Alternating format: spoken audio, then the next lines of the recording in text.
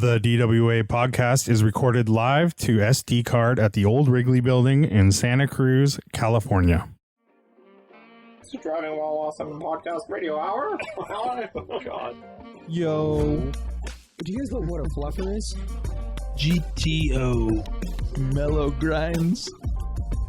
Oh, I got a PT Cruiser. It's a convertible. It's really cool. Oh, this smells of crayons for you. Hey, YOLO. You only have one life. Do you have coilovers? No. Beat it. Yeah, I'd say that's a pretty good podcast right there. Damn it, I screwed up. We know you enjoy the show, so come support us on patreon.com/driving while awesome. You can support the show, and in turn, you also get other benefits. We've been doing some Patreon-only podcasts. We give early rally access. We have a dirt racing league, a bunch of other stuff over on Patreon. And when you sign up, we give you a free sticker pack, DWA sticker pack, with some exclusive DWA stickers that aren't available to the public. A lot of fun stuff over there, and it helps support the show. So cruise over to patreon.com/driving while awesome, and we'd really appreciate it. This episode of the Driving While Awesome podcast is brought to you by radforsale.com, the only auction site entirely focused on the Radwood era. Have something to sell? They are now accepting your 80s and 90s cars, trucks, and motorcycles for auction on Rad for Sale. Have a Fox Body Mustang, Integra GSR, or Kawasaki Ninja? Those are great. They're also looking for excellent Radwood era parts and gear, like wheels, seats, apparel, ephemera, and more. So it's time to start going through the garage. Rad for Sale is a visually appealing and informative auction site with interesting and unique features while focusing completely on our favorite era of the automobile, the Radwood era. Join them at radforsale.com. Welcome to Driving While Awesome. My name is Warren. I'm Lane. I'm Art.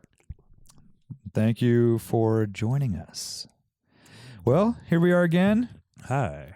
It's a beautiful Art's day. back. A little foggy in Santa Cruz here. How's the weather in your neck of the woods there, Art? Oh yeah. We have the coastal range here that along us or next to me. So that is sort of acts as a wall for fog, and you can literally see it dissipate like when it like hits that, and then it just kind of slowly spills over. You've probably seen that off of 280. So we are in the sunny side of things over here in my neck of the woods. I've always wanted to do like a time lapse of that spilling fog. It's so cool. Yeah, I think. We're starting to see more of like a summer weather pattern, right? Where like the June gloom they call it here. It's like in the mornings you get that marine layer along the coast, and then it burns off by like usually around now. So I don't know. It looks like you might be in the fog all day, but yeah, we're good. I'm good. Starting to burn off? I don't know about Lane's a little closer to the beach, but yeah, I'm right on the border here. Lane hasn't even. He's looking outside, kind of. He's like, "Wait, is that the outside?" No, it's foggy. It's gray, but Yeah. It's not like, I don't know. It doesn't feel gross or anything. It's like there's still like hints of sunshine, you know. Nice. yeah. So it's poking through. Yeah, and then eventually it burns off. That was a and then good it comes album of back. yours, Hints of Sunshine. Yeah, dude, that was my. Yeah. I love that one. Well, it was a late one, which is weird that it got so much like, it had so much success. It was more critical acclaim. It was like a greatest hits, sort of. Because people are kind of like, oh, I like his early stuff better, but they always say that. Critically, it was like really well received. Yeah, Hints of Sunshine, Lane, and the DWA trio. Yeah. Did you guys know that like a bunch of 80s and like 90s alternative rock artists got together and made their own band? Like Lane's favorite, Mark McGrath, right? Sugar Ray, of course. Sugar Ray, Dave Navarro, and a few others. They made a band called the Royal Machines. I've never heard this. I haven't either. I don't think it did very well. And so, they're new. They're like current. So the thing with that is that apparently their whole concept is that it's like them trying to be sort of like low key, like jam artists now, like, and not wanting to be like this big thing, like, and being in the spotlight. So it's kind of interesting. Sounds like I got some listening to do. Mark McGrath though is not a. Well, he's probably not the singer, I would guess, or I don't know. He's not a great singer for sure. No, that's what I'm saying. Just gotta make sure you spread your love and fly. That's all I'm saying. Yeah. I like his early he's work like with Mean Machine. Of course you like his early work. Oh, that's why there's a machine in this, and the rest of the guys are the Royals. Yeah. It was more like punk early on. All right. Mm-hmm. Let's see, Royal Machine. Yeah. I don't know anything about Mark McGrath except that he's a game show he, host now. He like roughed up some sure. kid because like I remember there was like some old paparazzi video of like some kid saying like, "Hey, Sugar Ray," like running up to him like trying to get an autograph, and I guess the kid thought that was his name, and he got super offended and like he basically attacked him. Mr. Ray, can I have your autograph? He used to go on Howard Stern all the time, and he was actually a really good guest. Oh, cool. Like pretty normal, just a normal dude kind of. Yeah. Dave Navarro, Billy Morrison, Chris Chaney, Josh Freese, and more. Oh, Josh Freese is cool. Josh Freese was the drummer for Guns N' Roses for a while. He was also in the Vandals, punk band, the Vandals. Okay. He's a studio drummer, so he's like big. He might have even drummed for like AFI for a little. I don't know. He's all over the place, but Nice. and a lot of like even like Alanis Morissette and bands like groups like that too. So that's cool. Paula Cole, maybe even. He One of all the probably, Cowboys dude. Sarah He might McLachlan? have, Was he dude. rocking Sarah McLachlan? He might have. He was like one of those guys. Like when you look at his resume, it's like, he's only been in so many bands, but he's a studio drummer for like 100 bands. For sure. And It's they're like all Mazzy well-known. Star, and it's Dude. like Mazzy Star, one of the best songs of the 90s, by the way. That I know. right? Dude, that's That a song one-hit is wonder, though. haunting, dude. It is haunting. It's so good. Yeah, it is good. It is good. I've been sometimes I'll get recommended posts on Instagram for grunge and like grunge Bible and all these live performances. Yeah. Pretty good. I will go down that rabbit hole for a while, and that's my There jam. you go. And so I thought you said that you don't watch reels. I think that sounds like reel watching to me, if you know what I mean. Oh, I'm all in on reels. I don't Oh, know is how it to Lane that do doesn't them. like reels? Do you I don't know ever how to click do- on them? I have a hard time clicking on them. Yeah. I'll just click don't know how on to- one in every 20 I see. I don't know how to make them. Yeah, exactly. I'm like one in every 20. But once you start scrolling, that's just like TikTok. But once you start scrolling, you can get some good stuff. But I don't know how to do it. I've never. It's an option. As soon as you go over a Yeah. minute, you just select if you want it to be a reel or not. Oh, I know. But basically. just the editing involved. It's just like a whole. That's like a full-time job. Yeah, it's not too Real but- creator. Well, Well, the good ones. I mean. It's just making like an iTunes. You go to iMovie on your phone. It's Yeah. you need a real degree, if you know what I mean. Yeah. I it's- do it's- find myself like shit gets getting in real. getting in that Facebook rabbit hole where you're like watching all these stupid videos, dude. Yeah, I know. And then you think there's gonna be something happening, and it's basically catfishing because the videos are about nothing. And they tease them.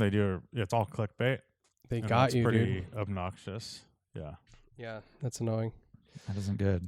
It's And I not don't even good. know how I get to that either. I'm like doing work on Facebook. Like that's the only reason I go to Facebook is to do work. And then all of a sudden I'm on this video section. I don't even know how the Well, fuck I got. there's a Katy Perry video, and next thing you know, Yeah. you're dancing Yeah. along and singing. Facebook and is like the worst. It's really bad the way it's like structured. Here's a hot it's- take, folks. Facebook is bad. Just you heard it here first. Well, as far as the actual like site Format like, of it, yeah. like the format, just like you never know where you are or how to get to where you need to Right. go. Like It's like the MySpace thing. MySpace was perfect. What are you talking about? The glitter, You glitter couldn't even backgrounds. you couldn't even see what people wrote because all the backgrounds are so Dude. crazy. How about was this? the We'll let everyone worst, have a dude. different background color and font size and color. And then they have like white font. The background would be like white and black and purple and. That's the and- inspiration for Art's F40 ownership is that his emails would just look like a horrible MySpace page. Oh, there you go. Yeah. Every single email he sent, it's like a glitter cat at the bottom with a magic wand somehow. And did you see an F40 burned to the ground in Japan? Yeah. see that. You were gonna say Hakone. I heard that. I kinda was, start to come out. but I didn't want to piss off Lane so early in the episode. Yeah. Yeah. I did see that. I wonder which one. I mean, last I checked, I mean, You know I all don't the if this F40s is- in Japan, is there? Well, no, I don't know if this is still up to date, but supposedly Japan had the most F40s of any country in the world. And so I don't know if that's still the case, but I was going to say though, I wonder if it was that one, which is kind of silly, but do you guys remember the guy that filmed himself going over 200 miles an hour? And it was an early YouTube video, and the police chased him down and busted him, and like it was this big deal. It's kind of it's a bummer. I mean, I'm not saying chased him down literally on the road. Like the video Later was on, published. they figured it out. Oh, Yeah, because and- of the video. But that, and they figured out who he is, and he got in trouble, and it's like. It was kind of annoying, dude. The dude Well, I was mean, just like, early What do you on, mean? right? It's a yeah, crime. I don't know, I dude. mean- Like, yeah, you're dumb to post that, right? And that's way too fast on a public road. it for wasn't posted. It people was in like so speed he made limits. it was a recorded video that it was like super underground circulated that ended up on YouTube. But it was I want to say it wasn't on Best Motoring or anything like that. It wasn't like that popular. It was kind of an underground thing, and the guy actually had his face blurred out and everything, and like he tried to like conceal his identity a little bit, but I guess there's only so many F40s in a certain area, and they basically they investigated it and figured out who he was, and I remember he got in deep shit. But well, I'm guessing they made they made an example of him. I'm sure it was like one of those things where like we need to do this kind of. Yeah, that's not a good look. That's not a good look. Shouldn't. I mean, that happens all the time now, right? All these like gumball videos and all that stuff. It's like always shit like that. It's always the filming that is the problem. Yeah. It's not. And then if you're Benjamin Chen, you can just be high on fucking whatever you're on, just bouncing off cars in Manhattan and get off. Don't even go to court. Yeah. What was It was this? so excuse? gnarly, dude. What was they just this said there defense? wasn't enough evidence.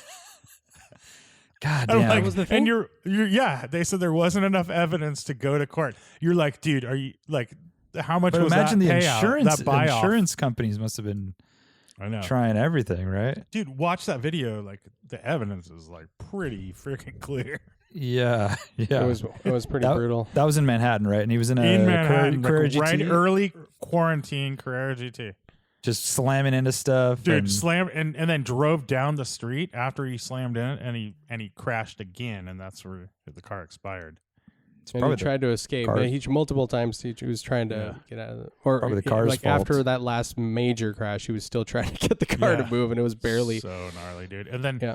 in the video, remember they're like talking to. He's like, "Oh, you can't even talk." Oh damn! It's probably like Wolf of Wall Street, where he thought he made it home pretty good, and then he Pretty looks at the much. car. Then he No, looks he at the like car lives afterwards. right. He like lives right there. He looks at the Yeah, I car wouldn't be afterwards surprised and- if he was on the exact same drugs, even. Like it was that Yeah, kind exactly. of scene. The Countach is just in shambles. Special K or whatever it's called. Yeah, that's a good scene, by the way. Yeah, look at this. This shirt is horrible, dude. Look at this shirt. It just That has neck's That's actually gnarly, pretty. dude. yeah, my. So I went to 11-month-old Paso was, Robles over the weekend, hanging just out. a one night getaway with my wife, and I saw fucking 3 grown adults wine tasting wearing sweatpants. Yeah, that's a thing, dude. 2 grown, like not even old. I'm talking about our age. No, yeah, they're like hipsters, right? Yeah, Yeah. wearing sweatpants. Yeah, did they have shirts with tails? Because that's common with that, and a big swoop neck. It was fucking so stupid. I get it. Okay, you're casual. It's a thing. Maybe for the wine tasting, and these are pretty nice wineries. You know, they've got French names and they try to pretend that they're fancy. Yeah. But Over $10 a bottle. exactly, over $2 at least. But I just don't like that. And you can call me an old man, but this grandpa fashion is getting out of control. Sweatpants to a wine tasting day. It's like, what do you go to the closet and you think? Yeah, "Oh, but they that's were good." skinny sweatpants, and they had like No, they weren't. No, they're skinny at the bottom, and they're tight in the cast, and then they have like kind of a No, they baggy weren't even top. those. They weren't even like athletic sweatpants. They were like straight up Russell athletic. Russell okay, athletics in the name, but they weren't the athletic style. They weren't athletic. They were Russell athletics. and on top of that, We all know Russell's not a very good athlete. no, he sucks. Super casual, but it was also about 80 degrees. So your choices. Yeah, not a good choice. I'm wearing this. Like, this is a fashion choice. This isn't even like a comfort Wear some choice. board shorts. You'd be like way classed up, right? Totally. I was wearing shorts and flip flops, but I had a button up shirt, and I felt like I was pulling it compared to these guys. Goddamn Yeah. schlubs. Huh. So the grandpa fashion is out of control. That's interesting Completely. because I and now I'm picturing the other guy sitting next to you, judging you for wearing flip flops at wine tasting. So Oh, it's for like, sure. there's like The guy is that like- looked like Bob Euchre with Yeah. white hair and a tucked in polo with loafers was definitely like, look at this fucking piece of shit. And those sweatpants dudes are like, look at this Poindexter wearing a button up. Square. Yeah, exactly. there you go. Yeah, It's like for the sure. hierarchy. It's like the like the what is it, the short wheelbase 911 guy who just like that's like, oh, it's the ultimate analog, but no, but the G body, and then like no, but and it just keeps getting less pure and less analog from there, right? Exactly. So like, Well, I don't it's know all where the relative. sweatpant guy falls into that argument, but Yeah, And so then that dude's like yelling at us for wearing sneakers on a fucking, I call them sneakers, that's right. Yeah, exactly. Airplane. He's like, Exactly. why aren't they wearing, nice shoes and three-piece a suit? Yeah. You have to And wear, a you good have to carry fedora. your briefcase and like flip it open in front of you with like your typewriter or something. Or? Yeah, exactly. Yeah. Typewriter. Yeah. Your handkerchief. You got to have a handkerchief. I gotta say, we since we spent so much time in Paso, I mean, just we live pretty close and we've done rallies through there. It's looking pretty good. Yeah. Paso's looking nice. I know. I went there a They've, couple months ago and had yeah, lunch, you're- and it was like great. Outdoor seating's killer. And Yeah, they've got it all figured out. You got to make reservations at most wineries, but that actually means that you get a very chill experience. You know, just like not 5 bachelorette parties and tour buses pulling up. So it's like chill vibes, like little. It's chill like little chill sesh, and we Mellow took the back grinds, you know? roads from King City down past Nacimiento Lake and the roads from the rally, basically. Yeah. What car? Just in our Lexus, but nice Saturday, beautiful little spring flowers still out there. Pretty Did you guys stay at nice. our hotel we stay at, or a different one? No, we actually stayed at a winery. We were. Oh, nice. This is our anniversary, so we were gifted a stay at a really nice winery, and it was great. Ate at a nice restaurant, all good. Sick. Nice. So Yeah, it's cool. I mean, I know that they are growing. Like it's that city has grown a lot, especially due to the wine industry, right? Like that really kind of changed that place pretty dramatically in the last 10 years. But I don't know, like how big could that place get, right? Like how much can it sustain? Well, they have It's some kinda water isolated issues too. I know they have water issues in certain neighborhoods and stuff, and someone that lives there could speak more to this. But the most desirable areas on the west side of Highway 101 for the wineries. There are wineries on the other side, but it's a little. It's more. It's like It's drier, and it there's not as many changes trees. so much when you cross the highway.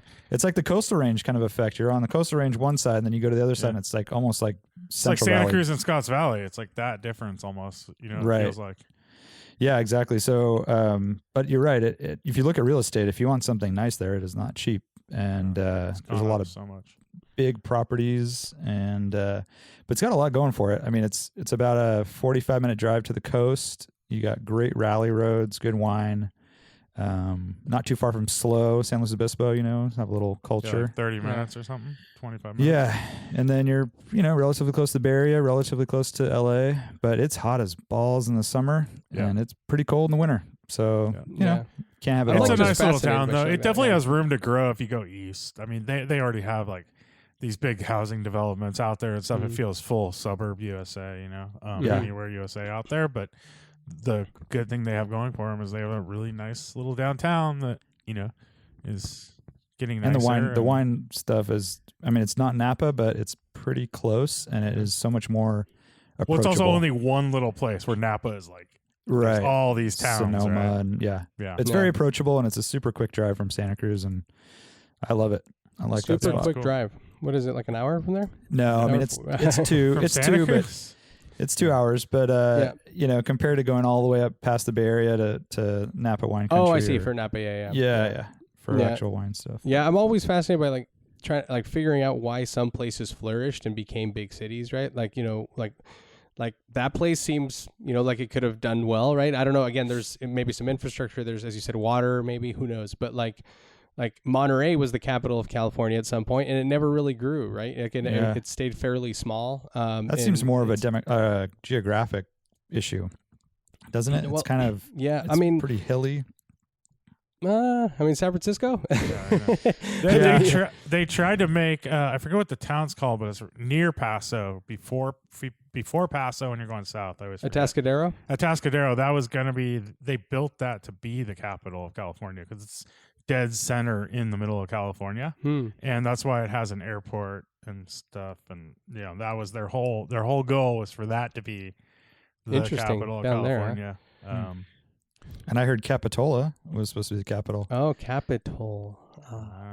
Capital. Mm. Yeah, but that didn't happen.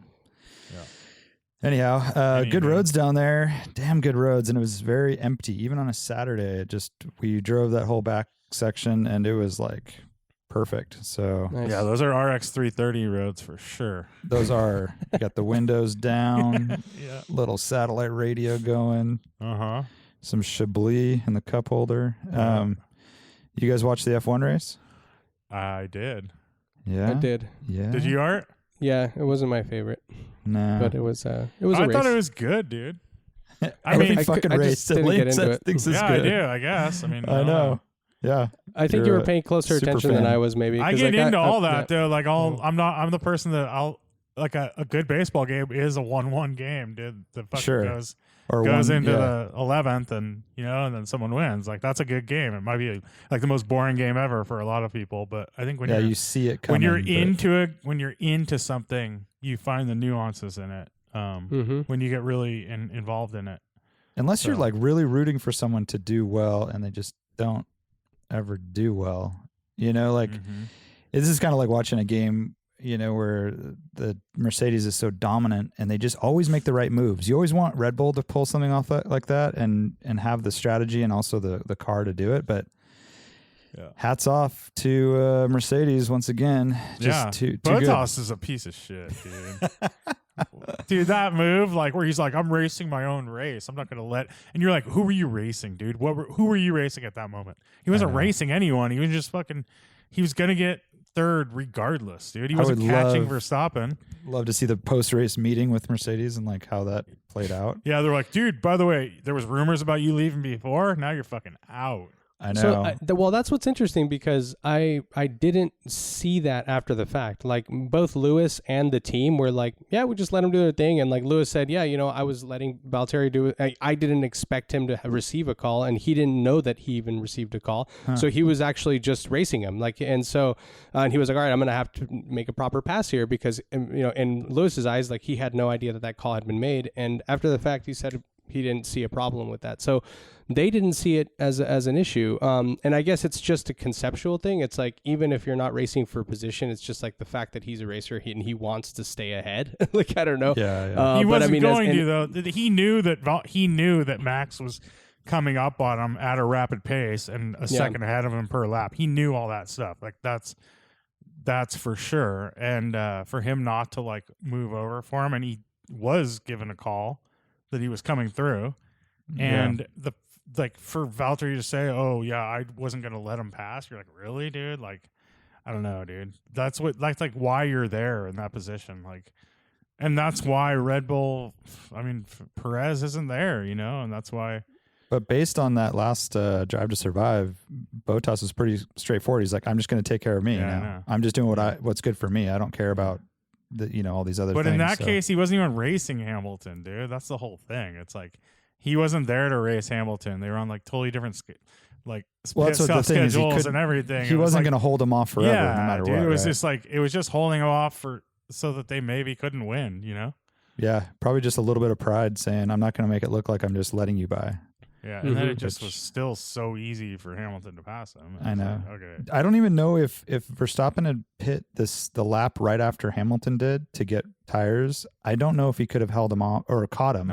No, he couldn't. The pace wasn't there, right? So it didn't matter. It was just like that's why they took the gamble of the fact that track position is important on that track, and which sucks because imagine being Verstappen, like you're kind of like running a not fun race. That's up front I guess that's my point. It's like because you're on shitty tires and you're not able to like really battle. You're just basically hoping they don't catch you. Like that's just the worst delaying. position to be in, dude.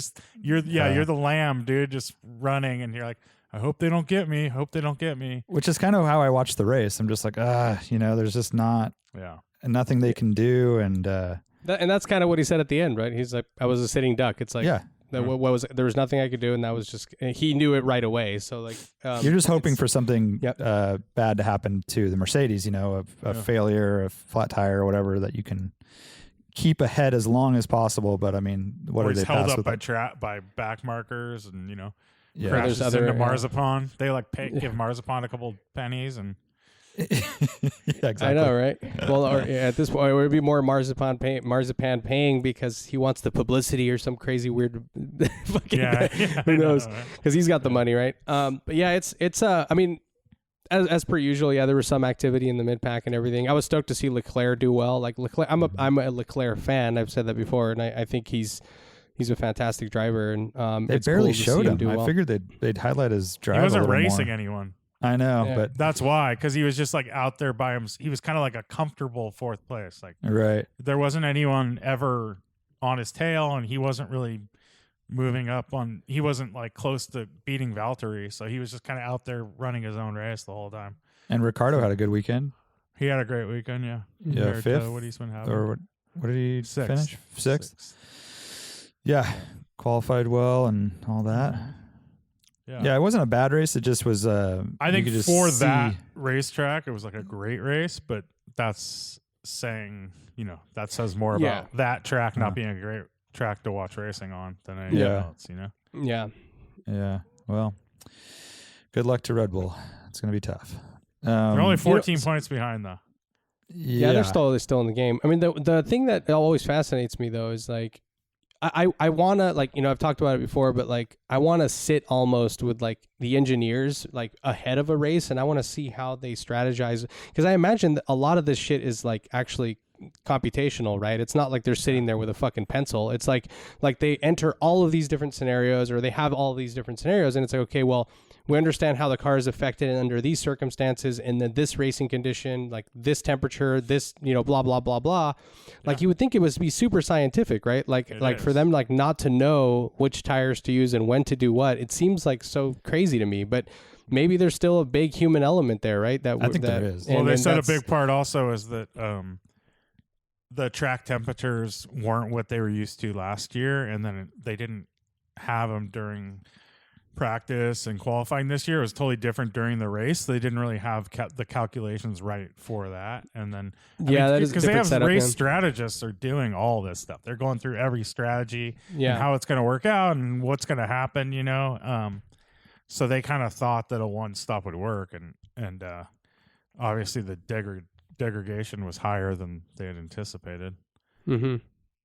Yeah, and also, I mean, it's Verstappen said, like, even outside of that, like, he straight up said the Mercedes are still much faster. They're not, like, even then, like, although, like, it's deceiving initially, right? Like, because he's out there and he's, like, he's moving. But, we'll see as things progress. I mean, I hope that they still manage to tinker these cars a little bit to improve them. And it looks like Ferrari's making some major improvements over the last few races. So, I mean, it'd be awesome to see them up in the mix too. And Perez hopefully gets his fucking act together and it actually helps.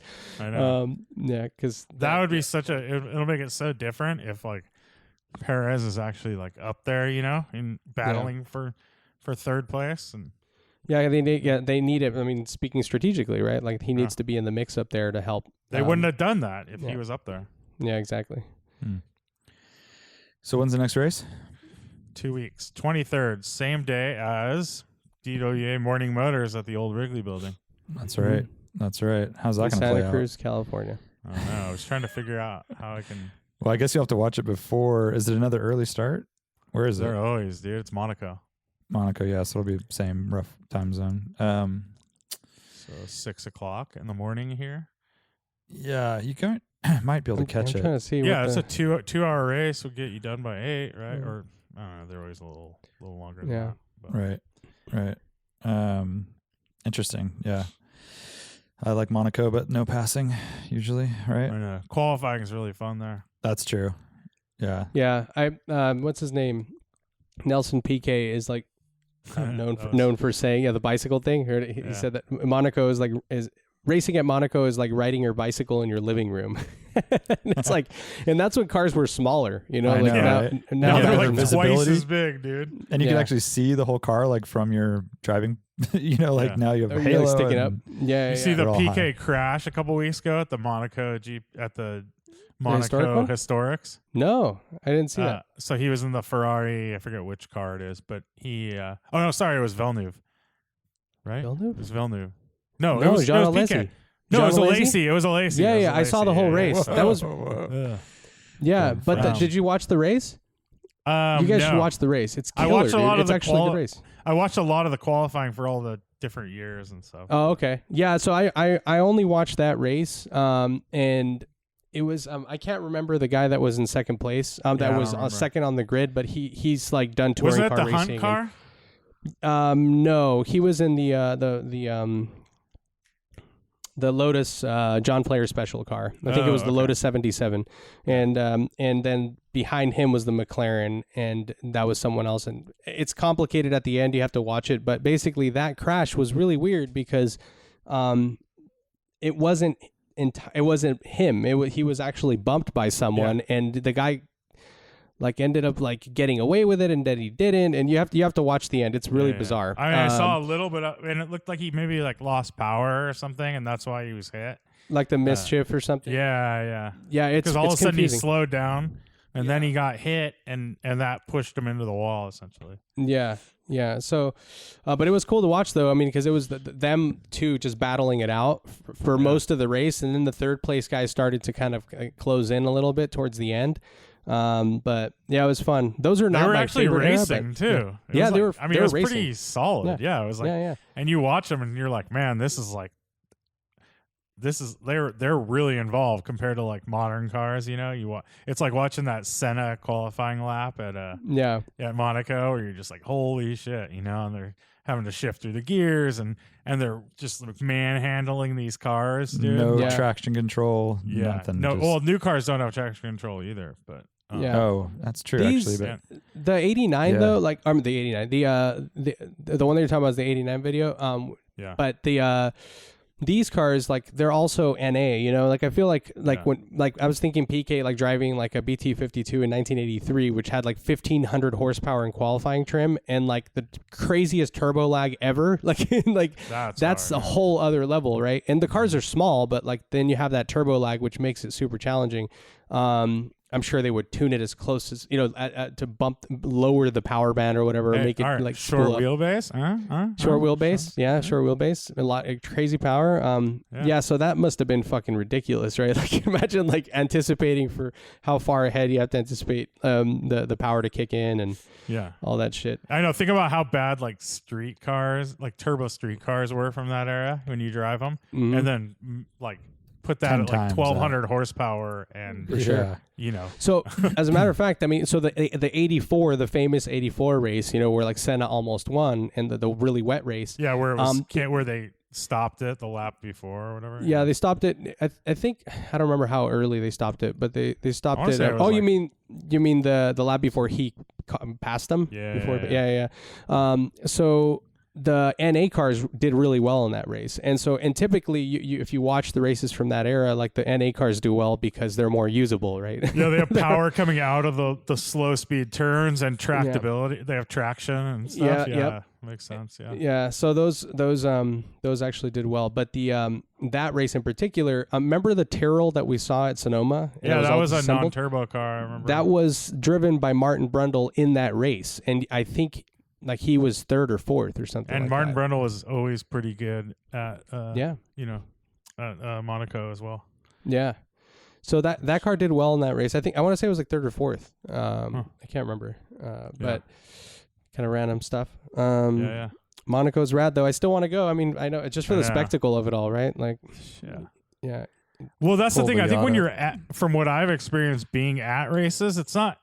It actually you can't because you can't watch the race as well as you can watch it on television. Really, you know. So like it doesn't. It's not as important if like the race is that great. It's just having good views and access and being in a cool space to like enjoy the celebration of a race weekend is what it's all about. Yeah, it's the atmosphere, right? It's the atmosphere. Yeah, the energy and all And that. it's less so about like having great racing because you're not seeing every corner anyways. You know, you're not seeing what you see on TV.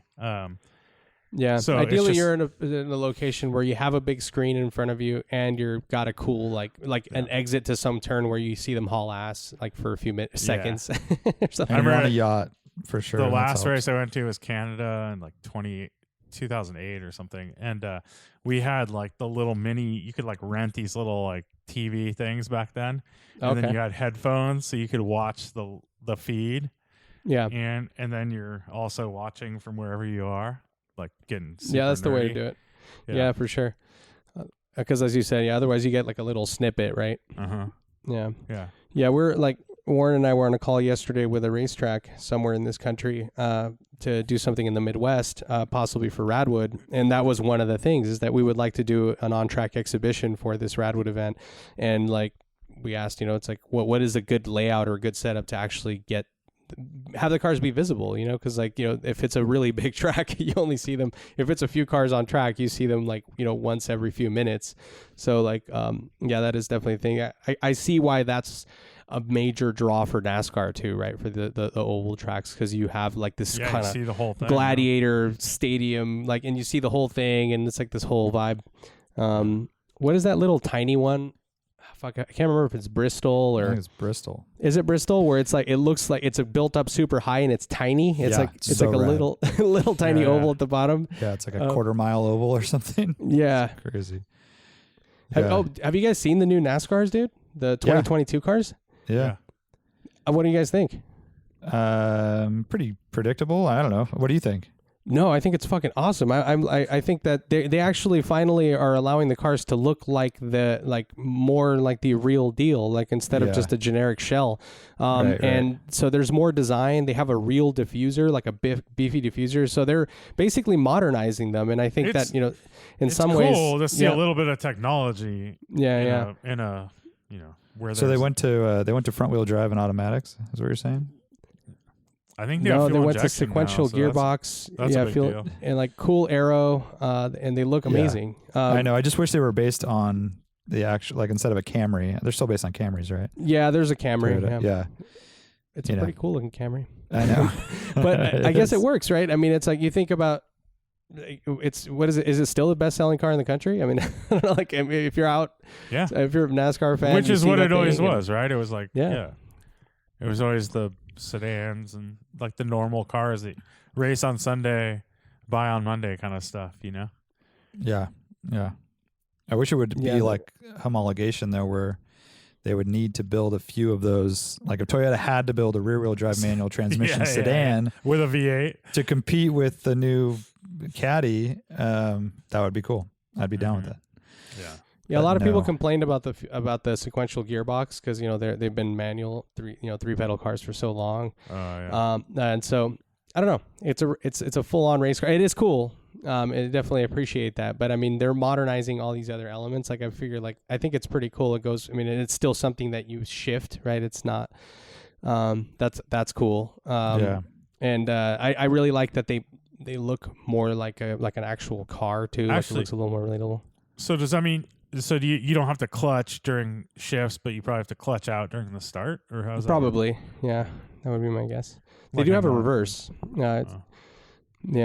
I'm curious to see how they do also because like they have way more aero, so like that's like it's like a hallmark of NASCAR, right? They have no aero and they're super loose at very high speed and they're heavily impacted by traffic and all that stuff. So I'm curious to see how also the drivers adapt, right? Like because it's a totally different dynamic. Having aero on it in a way, is there like a fear of like the F1 thing where you can't follow closely or you lose all aero and then you I don't know That's a how good much question. it is. Yeah. Like, because I see that it's a lot of under stuff, like underside stuff, like it's just, it's aero underneath that keeps it a little more sucked to the ground versus I think when you're, like in a Formula One car, the air it spoils the air because it's the stuff up top. Yeah. Up top is kind of what you're going for. Yeah. The wings and whatnot. Yeah. Yes. Be very interesting to see how that goes. I mean, curious because I think they're trying to appeal to the next generation, and like. Well, they already did this. No, the last ones were called the Next Generation. They were called Cars of Tomorrow. This is called the Next Gen, but it's the Gen 7. Cars of Tomorrow were like 15 years ago, and then that was where they kind of took a big step in safety as well. And then this is a whole nother thing, but other thing. Yeah. You guys want to talk about rally for a minute? I'm out of the loop on rally. Sierra Rewind Rally. Oh, I thought you said rally. Like no, I don't have any updates for you. I haven't watched. I need to watch. Yeah, I don't know. It's too infrequent. Well, it's infrequent and it's not a live event, so you can watch it live with a subscription. So I watch these, half-hour recaps, and they're really good. But it isn't the same. I mean, rally it doesn't have that drama of. Well, I'll say this: I haven't watched the live broadcast, and they do try to make it pretty, entertaining and dramatic, but the cars aren't all going at the same time, and No, it's like throughout the whole day, basically. Yeah. and then like the road changes so much, especially on gravel courses, from the guy that goes first to the last. And I don't know, there's a lot of factors. So anyways, WRC updates coming. But until then, Sierra Rewind basically sold out. I mean, we have a few spots left for some people that we owe spots to from last rally that couldn't make it, things like that. But it's looking pretty good and shaping up here for a nice summer rally, which we haven't actually done. I was thinking about that. We've done spring and we've done fall, but we've never done a midsummer rally. Midsummer so July. Night's Dream, yeah. That's right. It's going to be midsummer. Lane's going to do a small performance on Thursday night. Yeah, so I did. I was in that play in 6th grade, so I'll bring it back. Oh, nice. Were you the tree or were you? No, I had a speaking role. I was, nice. I was some king or something. Oh, some king. Wow. I was the dad of someone. Okay. Nice. Who's the boss? What was it? No kidding. I was thinking about this the other day because don't kid us right now. This is a serious fucking conversation. It's super serious. So we're booking the venue, for the dinner and all that, and I'm just like, dude, like, this is the weather is so nice in the evenings, and then like we want to use that to socialize and to hang out, but like. It's also like a good time to be driving out there maybe sometime, maybe we could do like an evening rrally. A night So rally? tired, dude, after a day. Well, no, but I mean, it could be flip like, it. Yeah, No, like it could be, one of the days could be an evening thing or something, or it could be just an evening rally, but you got to beef up your lighting and set up your car, like do that. Maybe less cars, more spaced out, that sort of thing. Yeah. Well, I don't know how much we want to divulge here, but we can call that one the Midsummer Night's Dream. Yeah, exactly. That was the other thing that reminded me of it. Yeah, the Midsummer Night's Dream. MSND. That'd be good. We start at it starts at midnight. Ooh, even better. This is like Japan style, delivering tofu and whatnot. Yeah, this is Wangan, right? The what do you call it? The Midnight Club. Mm-hmm. Yes. Yeah. Exactly. Finding a ramen spot. Yes. So I'm looking forward to the rally. I think it's going to be great to get back to somewhat normal situations. One thing I can say is that we've never done this before, where we're going to stay Thursday night before the rally. Not everyone does that, but we're going to stay at the same hotel Thursday night and Friday night. So it's kind of nice. You can leave your stuff in the room, don't have things to pack and flop around, kind of be a little bit more set up at home, so to speak. But that's kind of nice. And after all, it is like summer camp for us. So more kind of like hangout time at the same spot, the better. Makes it I like comfortable. that. So the first official night, we will have already been settled in. So you just go back and you don't have to worry about like bringing your stuff in, getting your hotel. Cause that's always a big process. It's like, it's a good, there's 80 people trying to get a hotel room, about the same time. So, and this way you're just like, let's meet at the pool. I already got my key. I'm good to go. Yeah. Yeah. So, probably put back a little chill session maybe by the pool, a little kicker. Yeah, total kicker. And then, dinners and all that whatnots. It's going to be good. It'll be a good little thing warmer. we're giving out, Sierra Range Rally branded Speedos. Oh, that's right. That's right. And those are thong optional, I remember you were saying. Yeah, for sure. You wanted to be a little more. Crotchless optional. But the nice thing is the crotch is optional. The crotch, if you do get it with crotch, it's edible, which is that's my favorite part. Yeah, it's really cool, dude. And it's kind of a grab bag on which one? Flavor. Flavor. Yeah. And grab bag, there's no pun intended. That's just that's just what we're calling it. Grab bag. Yeah, it'll be pretty fun, dude. Should be good. Should be good. And then we should talk about something more, quicker on the calendar here, which is Morning Motors. You mentioned it earlier. I did. And it's on Instagram, so this is not the first announcement by any means, but May 23rd, the old Wrigley building. Be there or be square. Weather's shaping up so far. Fingers crossed. Regardless, rain or shine, I think we can safely say we're just going to do it. Does that sound good? Rain or shine? Yeah. I think so. We'll do it. We'll make it happen. I think even Vandalay Industries is going to make it, which I think for everyone listening, that's a reason right there to come. Check it out. What else is on the calendar? Is there something else I'm forgetting? We talked about Monterey Car Week and Camping While Awesome. Mm-hmm. If you're into that type of thing, hit us up, DM us if you want to be part of that, because I don't really know how we're going to be handling all that.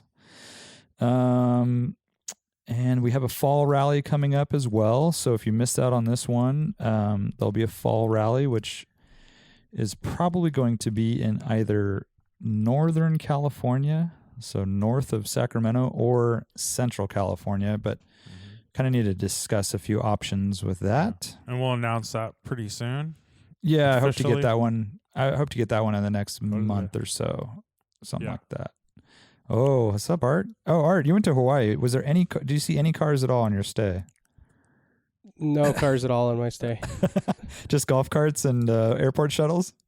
Pretty much. But by the way, that's basically what people look like at the car show I went to. Oh, there you go. Yeah, With the Yeah, Art but is then putting his hat really low and kind of flipping up the bill. yeah. But they had like does it say loco on the Dickies that were cut off about halfway on the calf, and then socks pulled up past that. So it's like you're wearing underneath? shorts, but they're not really doing you much good. Yeah, Yeah. and that's like the casual look, better than sweatpants. I keep having this this hot take that I keep thinking about every time I see the new Bronco Sport. Yeah, I've little seen one? quite a few of them on the road, this is Bronco and I too, just huh? think it's a really bad idea that they brought that out before the Bronco. I do too. And I think because it's I see it as was that meant to tainting- be? I thought it was Uh, almost like the time. It's just they screwed up with the, or something happened with the development. I have of the no other idea, car, right? but regardless, it's tainting the name of the Bronco. And I think a lot of people are seeing this car. Like Warren originally was like, I saw the new Bronco. It's way smaller and kind of not that tough looking. It looks shitty. And I see a lot of people making that mistake, and I feel like it's tainting it. And people are like, "Oh yeah, new Bronco's lame." Yeah, Like I it just agree. it's a total Ford Escape. Like that's what it is. It's a Ford Or Escape. they should have Like, just named it something different. yeah. And you that can- was remember when the Bronco 2 came out? That was Yeah. a big mistake. Totally. Like calling it the Bronco was bad. Mhm. Yeah, I think that's a good take. That's not a hot And- take. That's just a good take, Lane. Yeah. But Yeah. I just every time I see one, I'm like, kind of like I saw find a bunch. myself. I saw a bunch this weekend. I don't know for whatever reason. Maybe they're rental cars or They're something. probably rental But cars. Yeah. there's a Oh, lot dang, of them. really? And they have a really good color. They're making it's kind of like a grayish blue. Yeah, it's a good It's color. really nice. I think it's like single stage or meant to look that way. Very good. So It's not a single stage. not a but single. You're talking It's about non-metallic. Yeah. Non-metallic. Yeah. But it's And like it's It's very. It has a lot of gray in it and a lot of white. Yeah. Mm-hmm. yeah, it's nice. But that was the only redeeming quality of that. What is car. the real one just called the Bronco? It's not. They don't Yep. call it anything else. Yeah. Yeah. Yeah, And I don't know when it's gonna come out, but I think it's soon. it's just They- one of those things. I'm like, man, I know. you're I think fucking- that's and a a lot good of people one. are saying I have a Bronco. And then you're like, well, what Bronco do you know, like? And I think that was a problem they had with the Bronco and Bronco 2 as well, because the Bronco 2 was a piece of shit, and the normal Bronco was just a good kind of a truck, you know. And it did taint the name back then as well. Yeah, I agree. I think that's a good take, Lane. That's a good take. So Ford, listen up, dude. Rad for Sale. If Yeah, you guys are I mean- interested in 80s and 90s cars, you should check out Rad for Sale. And And if you have a Bronco there's too, very- you should probably list it there. Yeah. that's for right. sure. There's a very cool Supra on there that Lane facilitated the sale of. It's actually a friend of a friend, so to speak, and a really cool car because of what it doesn't have, which is turbos and wings. Is that fair to say? And modifications. And modifications. That's right. I Free- mean, free I of think all it's three. definitely it's a different thing. Yeah, I mean, It's also what it does have, which is a manual transmission and a hardtop, which is and an original owner car and a hard Right. top, as I said. Yeah. Yeah. I wish there was better stats on the uptake of those items. I did some research and I could not find, cars without wings, and just NA Supras is such So a rare. low number. Yeah. I mean, you go through all like auction results of the last 2 or 3 years, there's like Yeah. 2 out of, Mhm. 100. And a lot of those are automatics. Right. Or maybe one out of those two is an automatic, or maybe 2 out of 2, you know? Exactly. Dude, there's so in San Francisco, I used to drive past this one. I might have mentioned it years ago on the podcast, but it's kind of like the worst case scenario, but I still felt bad and I wanted to save it somehow. But it was a silver over black, naturally aspirated automatic T-top or Hollywood top, or Aero top they call it. So it's like all of the things that are sort of, I mean, well, you know, the top is not that big of a deal. Hard tops are more desirable and more valuable, but it isn't like, you know, whatever, some people like them and it's a GT car. But like you add all those things together and it had a little bit of rust, but it was always just sitting there, dude, in this one street. And I'm like, fuck, that's a car that maybe you do that turbo conversion and you fuck with. Who cares, right? Because you're already starting with that situation. But I wonder what happened to it. And like it just, like it would move like you from one side of the street to the other on street sweeping days. It wasn't garaged. It was street parked, just always filthy with like shit in the interior. You know, Just a car. now we're gonna get DMs of people like, where is it? Yeah. Well, this one's cool because it is original owner, unmodified, and high mileage, which for a car like this isn't a huge detractor because it's a well built Toyota, but. It's just a rare package of things, you know, the gold package, black, gold package, no wing, hard top, manual transmission, unmodified Supra, Mark IV. Mm-hmm. So that's up now, and I think it has a couple more days left. So if you're listening, you'll have some time to check it out. And then there's also a very cool pinball machine, which I'm stoked to see kind of stuff like that rolling through.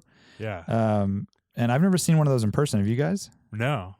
Not that specific model. It's super called cool Checkpoint. too, and it's Yeah. been restored. It's so nice. Like that'd be a great addition to like any person's game room, or if you imagine that like a loft in New York or something, you know, Or like in our man. like Radwood office, Yeah. you know, in the future. I picture it like, I mean, or in someone's like a high end like repair shop or like a tuner shop, right? Yeah. Like Yeah, in the that'd be waiting room or awesome. something. Like it's like a cool thing to have there. I'm really stoked on it too because it's like lightly restored, so to speak. Like, so it hasn't been like totally overhauled and repainted and stuff. What they did is they just like, they almost like, they resto modded it in a way, right? Where like, you know, they did LED lighting instead of like the original stuff. They also replaced the original like dot matrix display with a new old stock one. They put like new old stock glass on the back, like all of these little things that freshen it up, right? But like, without it like being too like overly restored. But yeah, it's a Porsche themed like rally game, I guess that's what it is, and it has the key on the left for the start, like you start the ignition or whatever, which is pretty cool. And it's got like little 356 illustrations on it with 930 Testarossa and I think a C4. But yeah, there's like an actual little scale model of a 930 in there inside of the cabinet. And I was wondering, I was going to ask you guys, like, do you think that's like a Matchbox or a Hot Wheel? Like, because they obviously didn't make It their looks own, like right? it. Probably, So, or some other, Yeah. So if you pull it out underneath, it has all the stamping. Like, it's God, they're not making that themselves, right? Well, yeah, that's what I was thinking. You can't see; they're not going to make that little toy. So Yeah. I mean, maybe it's a super rare one, or because, I wonder. Yeah. I almost want to like open it and check it out. But yeah, I'd be curious to see what it does. I mean, we as you said, Warren, you know, we love to see this kind of stuff roll through, like just kind of all lifestyle, rare, interesting things that are of the era. We would push through some other cabinets, you know, it doesn't have to be a pinball machine, like an Outrun, right? Ooh. Yeah. Absolutely. That'd be awesome. How about what's the 4-person one? Daytona USA. Or off-road. Yeah, Off-road, hell yeah. It doesn't even need to be automotive related, by the way, for people listening. If you have something like that, that's just of the era. Yeah, for sure. Yeah, That's like just what we're into. a tabletop Pac-Man is a really cool Totally. thing. Totally. Yeah, that'd be very cool. All right, on to questions. How about it? I have some Project Car updates. Oh, you do? I have Okay. one update, one down date. It's been a while, but so update, I replaced the heater valve on the heater, so that is fixed, all good there, sorted. It's a pain in the ass, as you expect, you know, a lot of moving around and underneath, and I removed the driver's seat, which made it a little easier, and stuffed a big towel under there, and like drained as much as I could of the coolant, and you know, people can look up the fucking DIY for that. It sucks. But the other thing, the down date is fun times. Well, I was down there, you know, I was looking up into the pedals, and the freaking clutch master cylinder is seeping. So that needs to go. Also not a fun one. That's such a fun one to do. Dude, that's also upside down and inside out. I just did it not long ago. It was corrosive horrible. fluid. Yeah. It sucks. It doesn't feel too bad. Like I actually wouldn't have known, you know, like, cause you know, typically when it starts to go, like you almost start to crunch gears, right? Like you can feel the clutch not like disengaging all the way, but it feels okay. But it's definitely something I would want to do before the rally, you know? Yeah. And so I found a YouTube video of some dude where he actually removed it on the engine bay side. Like he took one of the hard lines, and he basically removed it down in closer to the master cylinder and like pulled the whole line in instead of like removing the line, because you risk like breaking it. I can't remember how I did it, but I think I saw a similar video, or someone was telling me that's how you could do it. It was still a pain in the ass. And there was a couple other, like, I think I tried to redo the bushings on the pedal and all the linkage for that at the same time, because those had some play in it, and that was a major pain in the ass. Like the whole thing was just sucked. That was a bad job. So best of luck to you, or best of luck to the shop that you take it to. Is that a drop off? Yeah. What is that? Is that like a 2-hour job for a shop? Yeah. I would definitely pay someone to do that. I would too. That one having sucks, done it, dude. Having just done it like in recent memory, I would not do it again. Yeah, I've only done it once. Like in the 928, I did it, but I actually just replaced the seals, the O-rings. I did both. And stuff. Yeah, I did both hydraulic for the clutch and. Well, so no, I didn't even replace the unit though. I opened it up see. and replaced the seals and the the C clips and all that stuff inside. Oh, I see. But that was even probably harder because you're dealing with these little things, and I'm laying on my back doing it. So totally. It was the access. I never disconnected it. It was all access based. Yeah. For that shit. Yeah. And then I was also like, you know, I was also reading that at that point you basically replace the slave as well, right? Yeah. Because you'll blow it out right away. Exactly. It'll favor that. Yeah. Unless they're off, you know, one's been replaced recently or something like that. I need to check. I didn't even look at it yet. So, I mean, I don't think the slave's probably pretty easy. It's like right off. It's down there. It's still, I mean, you need a rack to really do it. I mean, you could do it on your. You can't just jack it up? You could, but it's tough, man. I remember there was some fitting you had to get on it, and it was really hard to access. Like there was one bolt, if I remember correctly, that was just such a pain in the ass, and that's with the car up in the air. Huh. So sounds like it's going to a shop. You could do it. Don't get me wrong. You could. On the 944, the slave's like a 10-minute job or so. It's just two bolts, and like it's super easy to just jack it up and do it. And then the on the 944, the master is in the engine compartment on the booster, so it's that's awesome. Yeah, that's super easy. Yeah. So fun jobs. You know, all the good ones. I know. That's just like that's like buying a used car. That's kind of like stuff that you have to do a lot. You know? Yeah, totally. Or things that are put off for a long time, and then you get it, and you're like, okay, well now it needs to be done. Yeah. So here you are. Yeah, I'm just happy that I'm not going to have am I going to blow my head gasket or have like boiling coolant all over my feet? No, you're stoked, dude. Knock on wood there, guy. Knock on wood. I know, right? Knock on wood, seriously. I had a little issue in my car where it would die sometimes when the fan would kick on. Oh, so like the idle up valve or whatever didn't like. So whatever just the power it takes to switch the fan on was making the car die, and then I'd have to start it up. You know, it would be fine, but it would just like it would cause enough of like a change in the voltage or whatever where it would kill the car, and then also it was happening where I would put the stereo on, and if I accelerated, it would like basically turn off the stereo. It would Weird. It wouldn't shut off the electricity, but it would make it where it didn't have the power to. Whoa, whatever. Sounds like bad grounds. So it was a bad ground. Yeah. Was what I thought it was. So I basically and I recently had the battery replaced when it was in. I gave him the battery and he put a new battery in. So I took the ground off and just cleaned it up and put it back on, and it seems to be good now. So it's not. Before you would like feel the the fan kick on, and you'd feel the draw, like the RPMs would blip down, and that's when the engine would die, and it wouldn't always happen.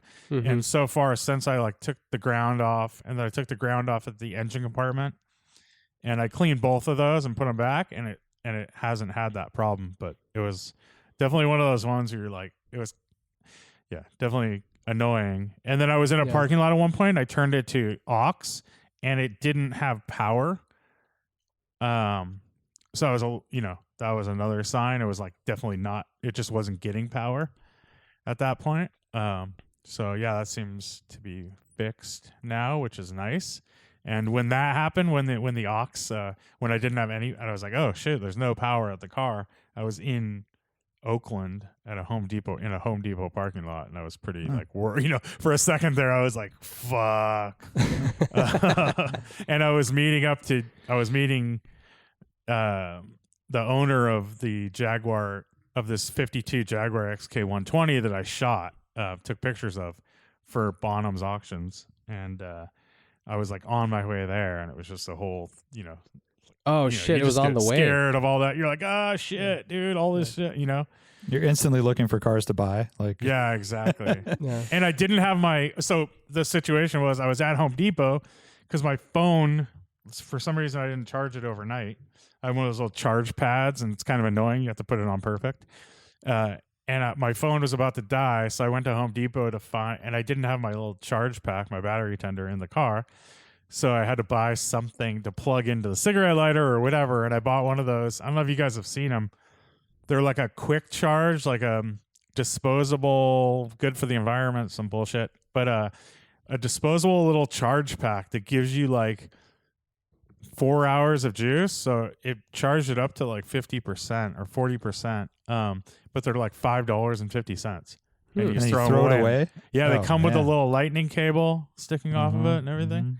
Yeah, And it's they're made out probably- of paper, like the things. It's Whoa. a cardboard. Nice. Wow. Interesting. So yeah, Huh. Never heard of it. That's crazy. yeah. I thought you were joking about the environmental impact. No, that's what they're claiming. I mean, you're still throwing stuff away, right? It can't be good, but Yeah. I But guess it's it like has not big of an less impact. impact than something. I don't know what. Yeah, right. It doesn't have less impact than having a cable in your car, Yeah. Mm. but yeah. That's annoying though, right? When you have so many of those things at home, and it's like, you have to go buy yeah. another one. Like I have like yeah, shelves. I have like boxes full of them, And, yeah. And I cleared my car out and didn't even think about it. So Here we go. Question time. Ben Roget says, "What's the best paint color for a car, and does it vary by decade?" there's Varies no by answer car. to this question, but there is an answer that it does vary by decade, brand, make, model, Size. every other thing, country of origin, size. Yeah.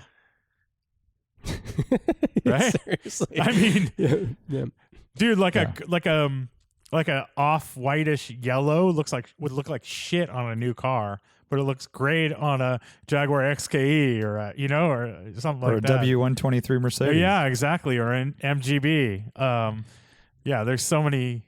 It changes so much. Like chrome on the car or not having chrome is a big one.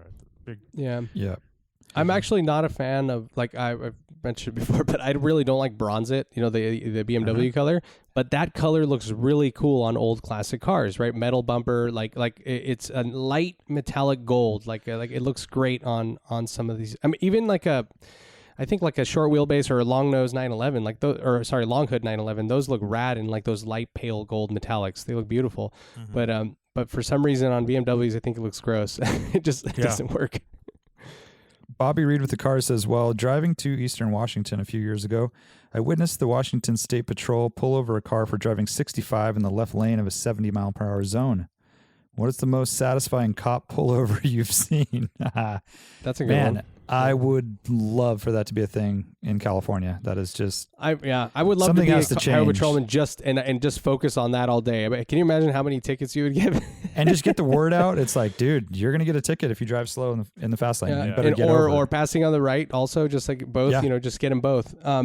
But dude, so I guess I'm jumping right in on this, but it wasn't something like that where it's like people doing like something that is extremely frustrating like that. It was a bigger deal. It was like I was driving actually near Paso. We talked about Paso earlier. And it was probably like around like 9 p.m. and I was in the fast lane and there was this car coming up on me super quick. And I moved over to the right lane, and this guy almost sideswiped me, and it was a Scion XB, and it was like partially wrecked already, like the front. Yeah, the front right corner was already crunched in, and like it looked kind of fresh. And he's like weaving all over the place, and I immediately slowed way down to like give him some space, and he goes into the shoulder, like kicks up a bunch of dirt, and so I actually called 911 right away. I'm like, dude, this guy is like totally out of it. So within, I'd say 2 minutes, they had phoned someone up ahead. There was a highway patrolman up ahead near town, and he caught him, and I saw the whole thing go down, and that was awesome to actually see him pulled over and off the road, because that was really fucking dangerous. I mean, they must have been super hammered or something, but I do the same thing every time I see a PT Cruiser. I just pick up the phone right away and I say, this guy's drinking Bartle and James wine coolers, and clearly something's wrong with the decision making. So yeah, that's all you need. You don't need to throw in alcohol, man. Just like, this person bought this vehicle. There's obviously something wrong with them, and it's clean, so that means they care about it. So get this lunatic out of here. It's crazy. And they've got a car club sticker on. I have similar stories to yours, where it's someone pulls some bullshit, whatever it is, like passy sketch or tailgating, and then 5 minutes down the road they're the one pulled over. Nice. Yeah, it's like, I've had those for sure. Yeah. John Rye says, if you just got a new to you car and you have a couple of things you want to do to it, do you get all the parts then start, or just mod as things come in? Talking about salvage yard stuff mostly. I think you gotta do it as they come in, right? Depends if they're related or not, I guess. Yeah, that's the thing. Yeah. It's like, if like in this case, like I would probably not do my clutch slave cylinder if the clutch master is in here, right? Like, but those, like in that case, you would do them both at the same time. You don't want to be back in that same area and disabling the car for two different things that are related. Like that doesn't make sense. So otherwise, but you also don't want to compile parts and then have to you want to tackle little jobs rather than make it one big thing where it's overwhelming, It's like a full 2 weekends of stuff versus just like, you can do your brake pads one weekend and then, another time do your oil change or whatever. Niceberg Slim says, is it weird that during the warm months, I often prefer to drive with the windows up with no AC? I like having AC as an option, but I feel like it could stop working at any time. This is like my thing with every electrical power option in your car is a finite number of uses. So if you want to use your sunroof, especially on an old car, Radwood era car, and it's electric sunroof, power sunroof, you got to pick your battles a little more carefully than just willy-nilly. Sometimes every time you using get in. that stuff helps though. That's true So too. using AC definitely helps, because if you don't use it, those seals are gonna go out. And using your sunroof with using your sunroof, it's gonna not have grease, and it's gonna put more strain on the motor and all that stuff. So, how about power opening tailgates on newer cars? I have I don't know, no knowledge. I use it every single day. See, yeah, but see, that's a newer car thing, and you're used to it. Used to using it. Yeah, it's a Porsche. I'm sure it's overbuilt, right? No. When it breaks, it'll be really expensive. Yeah. Exactly. But use your AC, Niceberg. Come on, that's pretty brutal, dude. AC. He said he rolls up the windows, and I know that's almost masochistic. Like that's you're trying to. Where does he live? Doesn't he live in New York or something? I don't know, but use humid. Use it or lose it. It sounds like you got to enjoy humid that. as ice. Yeah, yeah, exactly. Now the people that have it just on at all times, that's another story. But yeah, that's annoying. Yeah, that's annoying. My favorite is windows down with AC. I'm like, what are you doing, dude? I don't mind that. One of my cousins did that, and that was really annoying. That. That's so lame. You do AC on the floor, and then you do windows up top. I mean, newer cars kind of almost require, in a way, you kind of always have AC going. What? Because you would just put the climate, you'd have to have climate control. Oh, if you have it on auto. Yeah. Well, I hate auto. I'm anti-auto. I don't know where you guys stand on auto. It's the worst. Fan blasts out of nowhere. So I think they've done pretty good on some modern cars with it. Yeah. They do a pretty good job. It's not like the 80s auto. I remember Saab 9000s were the worst, dude. You get in those things. It's like a wind tunnel. And then every time you'd have to turn it down. Exactly. There was no off of automatic. But my car, I feel like they do a pretty good job these days. My Mercedes, if I hit defrost, it's just full blast. And a lot of times that's okay, but I can do with I don't need starting off from nothing. It's just a little bit of condensation, and it's gone immediately, and it's just like too much. Mhm. Take it easy, defrost. Take it easy. Let's see. SF Production Gabe says, ever own a car with a welded diff? How horrible is it really? I have not. Never owned one. Art would be the one. I'm looking at Art. Yeah, he said no. I didn't. Yeah, but I've heard them I come didn't. into, I said I've heard them come into Radwoods and Morning Motors, and it looks terrible. They're chattering, making Yeah. parking spots and tight turns. It looks really bad. But Yeah. that's all I can tell you. Yeah. Big Fat Flip says, when camping with the fam, bare essentials or everything but the kitchen sink. Oh, we kind of covered this last time a little bit. God, it depends on the family, Big Fat Flip. I got to tell you, everyone's different. Some people roll in with a pusher Prevost and satellite TV and a microwave, and then other people are sleeping on the ground. Well, I think he's asking your opinion. Spiders. You're the camper, dude. Well, I mean, that's what I'm saying. It's like, what does your family put up with? Like, Art's family is going to be a lot different than my family for what we're comfortable with, I'm imagining, right? Imagining. I don't know if he's a big camper. You know, are you a big camper? I've been known Art? to roll in an RV to a campsite. Yeah. I think you go as bare minimum as you can, because people always overpack and for trips anyways, but you're just hanging out at a campsite usually. It's not like you have a lot of time to do all this other stuff, so just whittle it down. That's all I can. That's advice I I'm kind gonna of give you. I kind of feel that way about hotels in some ways. It's like it depends on the hotel. Sometimes the hotel is the experience, but like a lot of times it's like you're barely going to be at your hotel. Like, go spend your money elsewhere. Go enjoy your time. You're just going to be you're probably going to arrive at 10 p.m. You're going to do some email and fall asleep and wake up. You know, it's like TV, a bathroom, you're good. Like, what is Yeah, it? 3 S's? I kind of agree, but I think a lot of times it's about it's not about your room, because the rooms are pretty standard as far as like all you want's a clean room, right? And for the most part, like even a the nice difference bed. between a $120 hotel room and a $500 hotel room, the room isn't that much different. It's the amenities at the hotel or what the hotel has to offer, and that's the big difference for me. It's like staying at a hotel with like a good restaurant's like pretty rad, you know, like or a good bar and a good pool. That's what you're paying for more than the room itself. Right. That's true. But that's a different conversation than camping. I know, yeah, but I think what he was saying though is like if you have just the bare essentials, just so when you get back, you have your barbecue, you have your stuff or whatever you're going to cook with, your gas stove and your decent bed in your tent.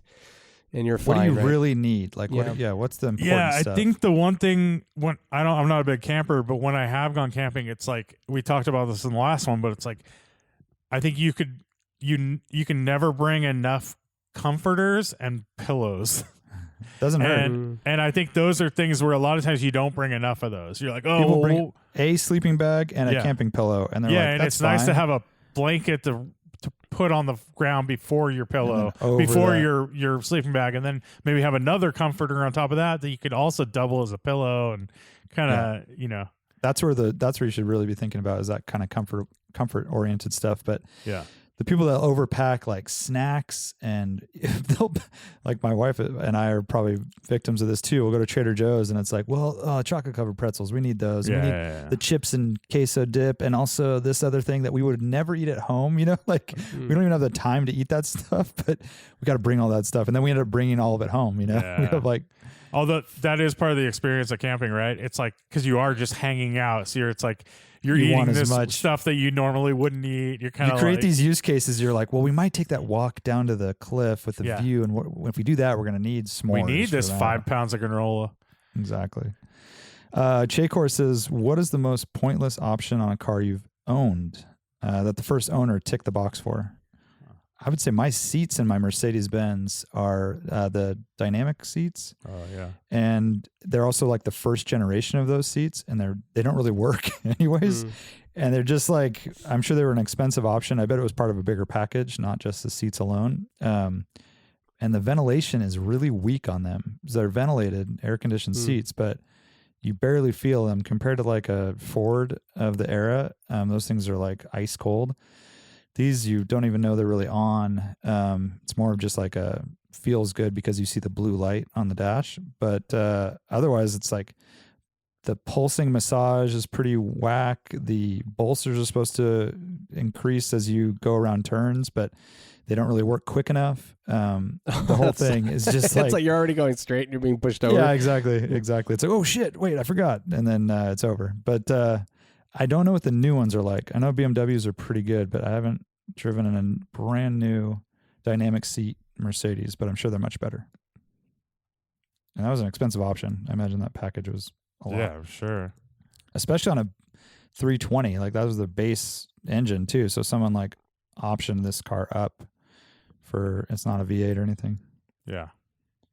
I'm gonna go on, and this is kind of a out on a limb kind of thing, but like leather, like I, it's kind of a weird one, but like when cloth would have been a better choice, like my E30, like I know by default the IS came with the leather, but like you could have ordered it with fabric, and that would have been way cooler, like, right. and I would prefer that.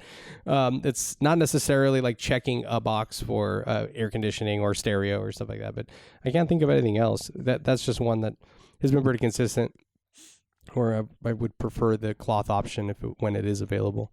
Lane, you got anything? I don't have anything. I can't think of anything. Okay. Chris Kluel says, I'd really love to have a discussion sometime on the case for the straight road. It gets a bad rap.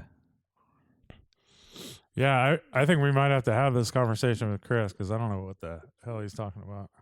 I think and maybe he's talking about like that moment like at dusk when you're just like solo out there and like you're just driving straight into the horizon, and you're maybe the windows are down, I also do think a temperature's very right. scenic straight road, if it has like the Monument Valley thing or the Big Sur picture I posted where it's like a long vanishing point straight road with some cool scenery, has definitely an aesthetic to it. But and that's not the driving is less. The a part of driving it. is It's separate, like, right? Yeah, it's like it's more you are in your car and you're driving, so that experience is cool. But it's not because it's engaged and twisty. It's because you're out there motoring, man, and this right. and maybe if I had a new, super fast Ferrari, my opinion would be different because I could blast down those straightaways in a different way than I do in my E30. Like there's no huge reward for that straightaway. I guess I'm thinking about how long does that fun last for, though. It's like It's I all can about see the that scenery, too, and I enjoy a good like sunset when you're driving, and a beautiful, going along the coast isn't a great driving road, at least up by us. Like going up to San Francisco from Santa Cruz, there's not a lot of like, it's a lot of just straightness and kind of, but it is a lot about the view and stuff. But how long does that view engage you? You're like, all right, this is enough. Let's get to where we're going now, or let's get to some fun roads. I think he's driving out to our rally from Minneapolis, and I think a lot of that might be that he has made that trip before, and that's a pretty gnarly trip with probably a lot of straight roads, and he probably enjoys that, parts of that road because of what you guys are talking about. Zoning out. Yeah, I don't know. I mean, there's also the freaking like the worst, right? Which is like I-5, which is like you're in a situation where you're basically stuck with like all this horrible traffic going hundreds of miles straight. Semi trucks on your right. Yeah. And you can't, and everyone's passing on the right to get nowhere because the person in front of you isn't going anywhere, and it's just like that's super frustrating. But that's a whole other thing. Maybe we'll record a podcast on the rally with Chris, and he can sell us on it. Yeah, we could talk about his experience driving out and stuff, maybe. Civistal says, what's a modern car creature comfort that you didn't care for at first, but now you can't live without? Can't live without. I mean, I do like a good heated seat nowadays as I get older. Not in my like vintage cars per se, but a modern car feature. On a modern car, if like, it all depends too. With me, it's like a lot of things I couldn't live without commuting once I had them, but driving, just the way I drive now is, I drive around town like the most I drive is 2 miles, from place to place. So nothing really is a big deal, but Bluetooth, having a good Bluetooth was a big deal Mm. commuting and I'm like having that, I was like, oh, I can't go back to having an older car, Like Right. I was, That's a and- good. Unless That's a you good one installed actually. I it, was thinking yeah. CarPlay, but I've never owned a car with CarPlay. But Yeah. I've been in plenty that have it, Mhm. and that's a really nice feature. Yeah, CarPlay was awesome. That's taking that Bluetooth a step further, Yeah. It's just having that easy access to like playing your podcasts and music and all that stuff, and going on a phone call was like Yeah. so nice, But I Yeah. think with my 2010 TDI, I got a taste of that, and then the 2017 GTI like was even a step better with having CarPlay, and that was a huge deal, dude. And heated seats are really nice too for the morning drive, and then also having good air conditioning is a huge one. That Mhm. is. I mean, that's almost like doesn't even. It's not even a thing anymore, right? Like good AC is pretty standard on any modern car, but Yeah, but we drive a lot of old cars and stuff too. I know, so- but he's saying modern. Oh Yeah, modern car creature comfort. I guess you could talk about that in a vintage car, but So one that, and I agree with you with Lane on the heated seats and the Bluetooth. Those are basically like top priority for me now. And I think across the board we agree there. But one that is missing from our Cayenne, and we bought it used. It was pretty much perfect. It checked almost every single box except one, and is that it doesn't have keyless entry, and that's so annoying now. so crazy it didn't come with it. Wait, I know that you have to dude, put your fucking key into Porsche, the dude. door. No. But it's like you have to You have to freaking do a click fob. it. You have to Oh click yeah, it. yeah, that's But it keyless does. entry. But it doesn't have like No, like it's comfort not access keyless or like- whatever. Keyless is not having to touch the key at all. So like my GTI, you just go up, put your hand in, and open the door. Yeah. You put your hand in the door, Exactly. and you never have to touch your key ever. So in what do the they call GTI. it when you use a key fob? I thought that was keyless entry. That's Keyless keyed that's a entry is like remote. where you use a key to open the door. I don't know. In BMWs Yeah. call it comfort access. I don't know what keyless Keyless go. They Keyless call it go is keyless go, Porsche. Mercedes Benz. Yeah, but Porsche that also. keyless go is just to go, right? go. Like, Oh right, but I think it also does the door. yeah. I'm just curious what you call a key fob then, because that's keyless entry. Like in the old Radwood era, that's keyless entry. Yes. I don't know what you correct. call it now, but that was keyless entry. Now this is something else. It's like I don't even know what they Comfort call access. it. Yeah. But I'm calling it keyless entry now. So Yeah. But when you Yeah, said it's keyless, like, you don't have keyless entry. I'm like, you have to go to the door and turn a key. Like that's crazy. it's like modern keyless entry. I don't Yeah. know. Yeah, I don't know what else you would call it. I'm sure they're probably keyless access or. I like yeah, Keelia. access maybe. Keelia is good. But that's an annoying one. And next car we get, I definitely want to make sure that's a thing. When we replace this one, because Mercedes had that card that you would put in your wallet. It was like I a heard credit about card. that. Yeah, I never actually saw That it. never really caught on, right? I mean, No. now it's Yeah. still this big fob you have to carry around that does it, but it's all proximity based. And then the fobs are Proximity getting entry. huge on like BMWs and stuff. I know. They're like a computer. They're like another cell phone. You have to It's like a carry little around. Game Boy you could play. Oh, one big one. 4 windows, like one touch 4 window down. That's cool. Oh, that's nice. There's That's a a lot good of one. cars where Mhm. the backs still aren't one touch, and that's annoying. That is annoying. Yeah, Especially with that's kids and stuff, because they're always messing with the windows, and then annoying. you get to your destination, you just want to like do one press, Yeah, that is annoying. Also, I mentioned it before on, I think my Mazda. That was like the Mazda was like a great. My Mazda CX-5 was a great car, and I thought they were really well built, and it felt very Germanic in a lot of ways. But compared to like the Volkswagens, it was missing a lot of stuff that you wouldn't think it was.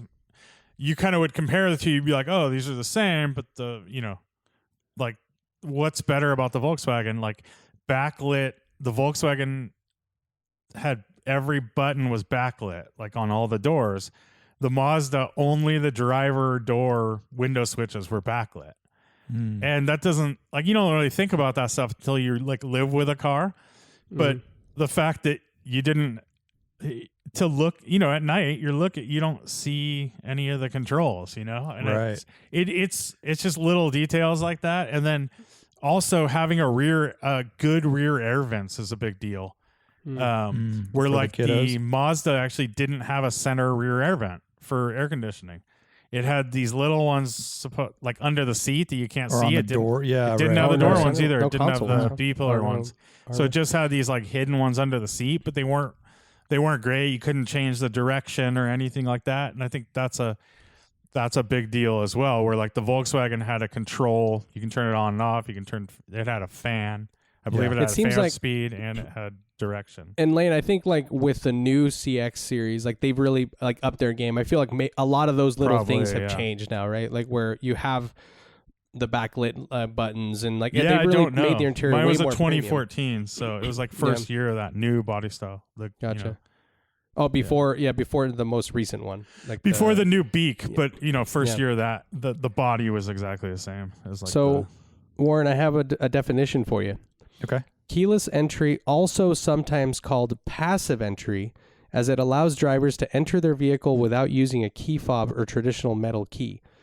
True keyless entry is extremely convenient and blah, blah, blah, blah. So now they're calling keyless entry, but if you want to be really specific, it's passive entry. Gotcha. Yeah. And you're so right, because I was like, it was so nice to have that. You're walking out to your car in the morning, I've never had that. And you have a coffee in one hand, and you just want to you have your backpack or whatever. I would always have a backpack with a computer, and I just go up, fucking put my hand in the door, and it would unlock right away, and I'd pull the handle, and you're good to go. Nice. That's very nice. Pedal Commute says, are you going to bring back the best photo contest at this month's Morning Motors? He asks this every month, dude. Fucking Lane. What are you going to do? You're asking, so I'm doing it. Yeah. Put it in your mental calendar. Yeah. My mental calendar has it. My mental calendar is good, Warren. You called me out for my mental calendar, and it was a lack of reading comprehension, not like, and I mentioned this on the Patreon podcast. Yeah. But your mental calendar is good. I'm not hating, but we're starting to see cracks in the. No, it wasn't in the calendar. It was in. This is a classic mental calendar guy argument. So I hung out with Nick the other day, and he and I both had the same reading comprehension problem. I know. So it's all good. I see how it goes. These are terrible. All right. So what is this photo contest? How does this work? People tag basically. Morning Motors? So at the next Morning Motors, take pictures. Hashtag DWA Morning Motors, and we will go over your photos. Within, I don't know what the time frame is going to be. Let's say 5 days, so a week. The next week, the weekdays before the next podcast. Morning Motors. Yeah. Oh, let's do that. Sure. Yeah. And then we're gonna pick the best photo, and whoever wins will get a little swag bag. So in that case, it's got to be like within a couple days from the show, because we record on Tuesday. So before it would, that's fine, because people post the same day usually. So, yeah, that's totally fine. So within 2 days of the show, essentially. Yeah, we'll announce it on the following within a day podcast. The winner, and what does the winner get?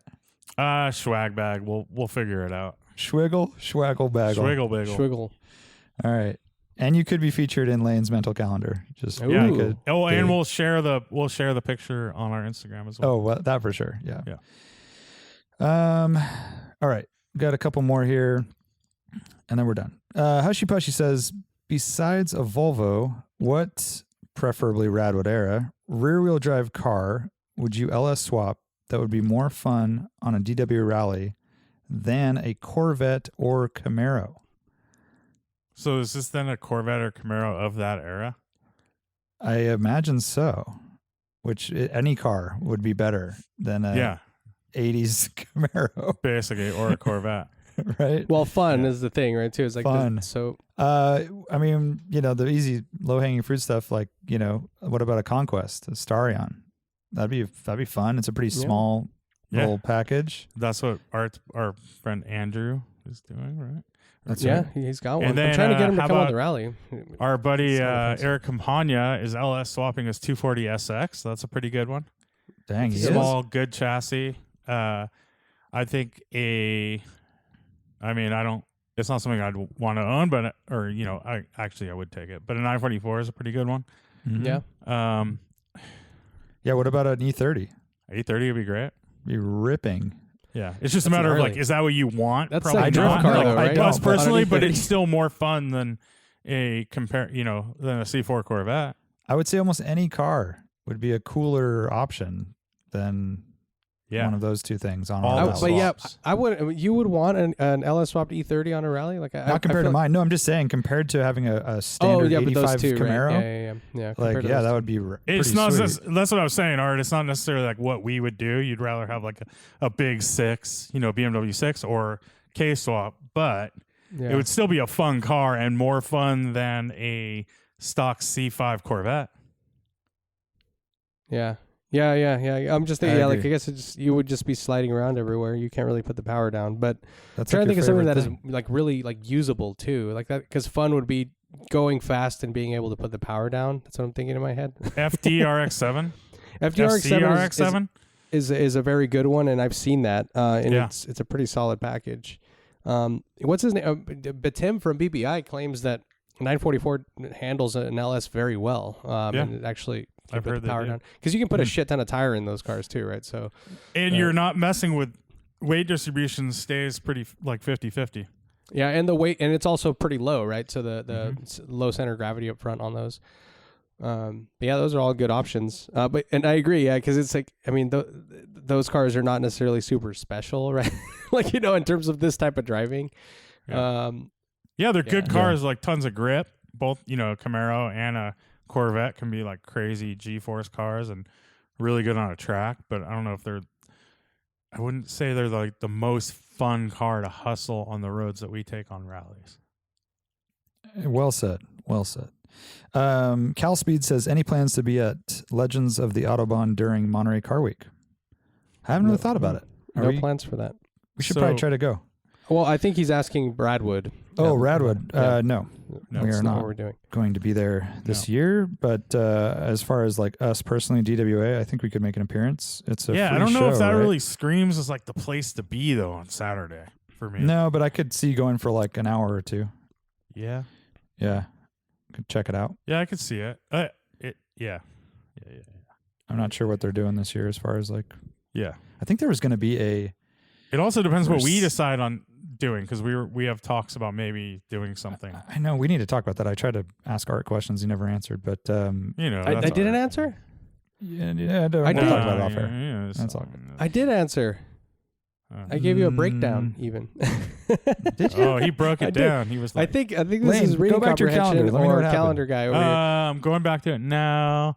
I remember Was there you a talked breakdown by about something Art? about We're talking about a Morning Motors. you were and talking a- about Oh, that you were- one. The other one. Yeah, You the were other talking one I about didn't doing get to. something along the side of the freeway, along there, and then he was saying, "Well, we've already talked about the airport and this place in Monterey along the coast, kind of, and maybe Yeah. that's an opportunity." Yeah, Curated space. Curated All right, space party. last question. barbecue. Last question. What would be so propeller center instead of the jet center? More analog. I don't know.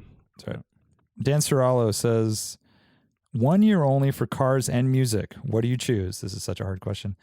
He says, I'll take 94 grunge albums and JDM Radness. That's He picked a great year, dude. Very good I've que- always very claimed good answer. 94 is the year of music for our good. gen. It's a very good year. It's yeah. hard to beat that year for music Yeah. of I know all it's right genres. in that phase. I mean, you can go earlier, and there's definitely every year's good for something, but Yeah. I think that's hard to beat. That's For hard to hip hop, for beat.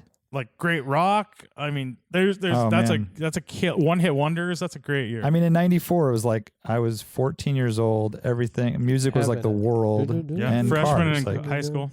Yeah. That's a really good one. I'm not going to argue with it. I'm just going Cars, with it. and then what are cars in '94? McLaren F1. McLaren F1. Could you claim 993 because it's a 95? So they Can you came claim- out that year. Yeah, can you I'm claim claiming, E36 whatever you can get day E36 of, yeah. M3? 968, E36 E36 M3 came out in '94. That's the thing; those cars were available. That's when you would buy them. Was '94. And it's Yeah. pre OBD2. Yeah, 968, 993. A lot of good McLaren stuff, dude. F1.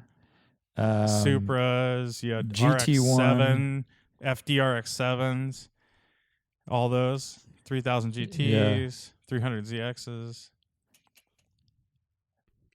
New Edge. 600 What is that? Benzes. New Edge Mustang? Is that what that's called? No, that's the SN95. Oh, SN95. Yeah, those yeah, are so- those are gross. But I just I'm just And kind of it's half the, joking. it's the one with it still had the 5-liter V8 then in 95. Oh, New Edge is the one that the Terminator, right? That body style. Yeah, it's more squared off edges. Those are cool looking. By the way, I'm starting to feel I think Woozy? signs of my COVID vaccination. Oh yeah, Oh, are you boy. feeling heavy? What is it? I'm kind of like I'm really hot. Oh, Yeah. well, you've always been It's called hot. a fever. It's called fever, Yeah, Lane. I think I have And a fever. it sounds like it's Mustang fever. Advil. Oh, Mustang fever is right. Do you got the energy Advil. for a couple questions? Yeah, a couple for sure, trivia. for sure. Pop Trivias? some Advil, Lane. If I can get Yeah. this. Yeah, you should take Damn, a this hat Advil sucks. preemptively. Mm-hmm. Lane, I think this hat makes me look fat. Look at this. Let me see. Take it off. Oh, whoa. Fat boy and then not fat boy. It's just It's the. like it's too puffy and wide. See, it's making me look Uh-huh. puffier than I already am. You guys may know some of these because they're based on news stories if you're following the news these days. But I don't do that. Trivia time. There is going to be a gas shortage, fuel shortage. Do you know why? I just Yeah, heard about I this on know. Rad Dad on Instagram. Oh, really? On Red Dead? That's where you get your news from? Yeah, there and what's the Cholo one that I follow? Oh, Fool's Gone Wild? Fool's Gone Wild. Yeah, That one's so That's where I get intense. all dude. my news. Fool's Gone Wild is gnarly, man. It's like it's so dirty. It makes me uncomfortable. It's kind of like the American version of what is it? Russians? The Russian one. What is it? Look at Yeah. this Russian. this it's Russian. so gnarly, dude. Yeah, that gets heavy.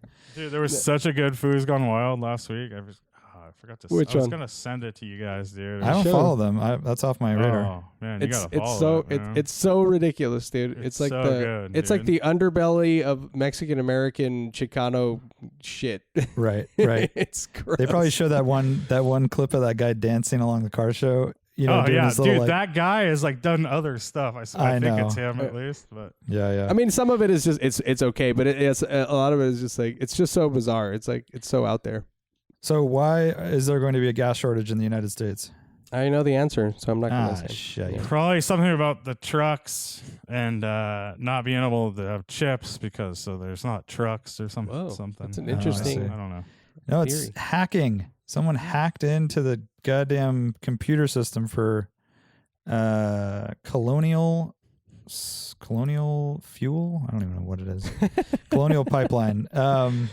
And each day it ships 2.5 million barrels, an amount that exceeds the entire oil consumption of Germany. Whoa. Sweet. So that's just one pipeline in the U.S. and Yeah. they have ransomware, so they're looking for money to allow their hack to stop, I guess. Pretty fucked up, Yeah. but seems like this is the biggest one ever for actual like utility or fuel system, but it probably won't be the last, if I had to guess. Yeah, it's Yeah. all along. It starts in Texas and goes up into the East Coast, like New England, right? I think you're right. Yeah. I didn't And really so, look into this, but Apparently, they already started. Well, they started already. Like, there's like they're bypassing it, right? And they're making it's Yeah. functional, but it's like still severely hampered. Yes. I'm curious to see if they actually managed to get money out of them or not. But because now you have the counter hackers, right? You hire people on our end, and then they start to fix things. But I don't know It's the crazy. details. That's not my realm. it's crazy. What are I these hackers found spending their money on? What are they doing with it? they're Well, there's a rumor that it's the Dogecoin. Russians, right? Oh, Dogecoin. Yeah. Well, the Dogecoin? rumor is Doge. that it's Russia, man. I don't know. If, I haven't looked into it, but like And yesterday. you're saying state-sponsored Russia, or just the hackers are from Russia? Well, deep state, bro. Oh, here we go. Dark web. You're there first. Yeah. All right. wait, before you go, I found the Foos Gone Wild post that I was talking about. Oh, sweet. It's a it's a guy getting like his temperature taken for COVID going into a place. his It's just hand? one dude holding his hand on the other guy's hand on the other guy's forehead, and then writing down some stuff. Pretty warm. Not That's that bad. amazing. You're not that warm, Holmes. Yeah. All right. That's awesome. Yeah, but is there like a control? Does he then put his hand on like like something cold again? To, I like, don't balance it, you know? Yeah, I don't know, dude. That's pretty rad. good. Well, that is the guy though. That's no one has the skill, Lane. Only that guy Yeah, does. it's he's- his. true. Yeah. That's the and guy. he puts hand sanitizer on the forehead before he does it. He's like, finally, COVID. I can use this one skill. Yeah. Yeah. I do have some bonus trivia today. I don't know if you want me to squeeze it in or later or Is between it these. great or is it just like It's pretty average. I can't wait for it. TBH. Squeeze it in. Squeeze it in. So let's squeeze it in between. So I bought a 1987 August issue of Car and Driver on eBay because they review the 1987 325 IS, which is the car I own in there. 1 year And only, right? Yeah, 1 year only, and they also have a bunch of cool cars in there, dude. There's a 87 944S, pretty thorough piece on that one. Nice. There's a bunch of other shit I can't remember off the top of my head now, but they have the FCRX7 Turbo and other things. But what is the first ad that you see? And it's the first thing you see when you flip the page. The first cigarette thing. ad. Question. Has to be a cigarette ad. What is it? Two-page. Well, Winston. Winston 87. That's a good guess. I'm gonna say tires. I'm gonna say it's Pirelli P0s. Both very good guesses. Lane nailed it on the cigarette ad. It is nice. tobacco, but it's Marlboro. I can't just say that word. That's why I didn't say it. I know. That's why I just. That's why I said Winston. I was like, It's Winston. I just go all in yeah. and just fucking throw the L in there hard. You know, Yeah. Good job, Lane. Marlboro. Good job. But yeah, dude. And well, then so, if you go back even further, like in the 50s, it was the number one doctor recommended Camel. cigarette. Yeah. Chesterfield. Camel was the number one. Oh, Chesterfield. Camel. Well, I've you know, seen it's like the doctor recommended. You know. Yeah, Camel Healthiest. has the doctor recommended ones in National Geographic, maybe, or was it? Yeah. so heavy, dude. Or was it? Yeah. Yeah, one of those. So, dude, the whole thing, and now that we're talking about it, is tobacco ads or tire ads. Yeah. Like the whole thing. Like, you know, I'd say there's like 5 or 6 tobacco ads and about the same amount of tire place ads. And what I found interesting was that all of the other tire companies and distributors, besides like, you know, there's obviously the branded ones, right? There's like a Yokohama ad or whatever, but there's like a Tire Rack equivalent, right? There's like 5 more of those. Yeah. And Tire Rack is in there as they always were, but it's way at the back. It's like it's like way at the back, and the other guys were inserted there in the middle, buying, you know, more expensive property, and they didn't survive. So I remember those. And there was like America's Tire and stuff, or I think it's America's Tire, and that Tire Rack I think bought them. Oh, okay. Yeah. There's Euro Tire, which I never heard of, and a few others, but kind of random to see. Just Dude, I remember buying tires because of looking at those. You know, I remember ordering tires from there. like from European Car, and buying tires, like looking at what sizes they offer and stuff, because they would have all that information on those ads. Yeah, it's And rad. I Yeah, love they that do we would have it. basically have like lust after a wheel based on a fucking thumbnail, literally the size Black of a and white, thumbnail. postage Black and stamp white. size. And it was the one like corner of the wheel. It wasn't even the whole wheel. Yeah, it's crazy. Those are the what best are the too, best? So BF Goodrich had really good ads back then. I remember They did. But yeah, they what did. was it? Was it Pirelli that had like?